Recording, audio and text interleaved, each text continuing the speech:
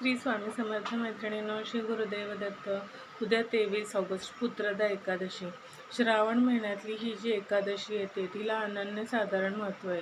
आपले संतान, आपली मुलं ह्यांच्यामध्ये काही निगेटिव्ह गोष्टी असतील, त्यांची प्रगती होत नसेल किंवा ते नीट वागत नसतील, वाईट मार्गाने जातात ते, किंवा अनेक त्यांच्या संबंधीचे प्रश्न असतील, ह्याच्या संबंधी तुम्हाला मुक्त होण्यासाठी हा आजचा खूप सुंदर दिवस आहे.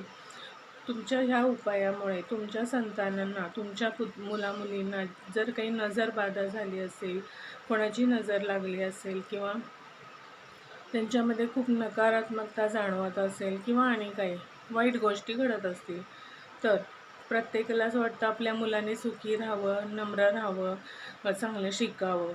तर प्रत्येकाने हा उपाय करायला विसरू नका. काय करायचं, हा रविवारचा दिवस येतो आहे उद्याचा म्हणजे, आणि त्यातून हे वर्ष पण सूर्याचंच आहे, त्याच्यामुळे खूप छानच योग जुळून आला आहे. तर काय करायचं, आपल्या मुलांची सर्व कपडे घ्यायची. ती कपडे आपण एका बादलीमध्ये पाणी घालायचं, त्याच्यामध्ये थोडं मीठ घालायचं, खडे मीठ, आणि त्याच्यामध्ये फिटकरी घालायची आणि त्या पाण्यामध्ये ही कपडे भिजवून ठेवायची. दिवसभर ती अशीच भिजलेली असू द्यात आणि दुसऱ्या दिवशी ही कपडे वाळत घालायची.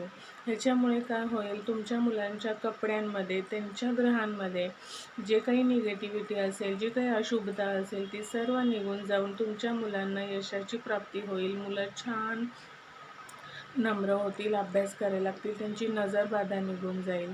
त्याच्यामुळे हा उपाय करायला विसरू नका. मिठामुळे आणि फिटकरीमुळे, तुरटीमुळे आपल्या आयुष्यातली आणि आपल्या कपड्यांमधली, आपल्या पूर्ण म्हणजे आयुष्यामधली निगेटिव्हिटी दूर होण्यासाठी मदत होते. आपण घरातसुद्धा बघा, मीठ आणि तुरटी असं एका वाटीमध्ये ठेवत असतो, ती निगेटिव्हिटी शोषून घेत असते. त्यामुळे तुमच्या मुलांच्या ग्रहामधले सुद्धा काही वाईट गोष्टी असतील, त्यासुद्धा शोषून घेण्याचं काम ही तुरटी आणि मीठ करेल. त्यामुळे न चुकता हा उपाय करा आणि नक्की शेअर करा सर्वांना.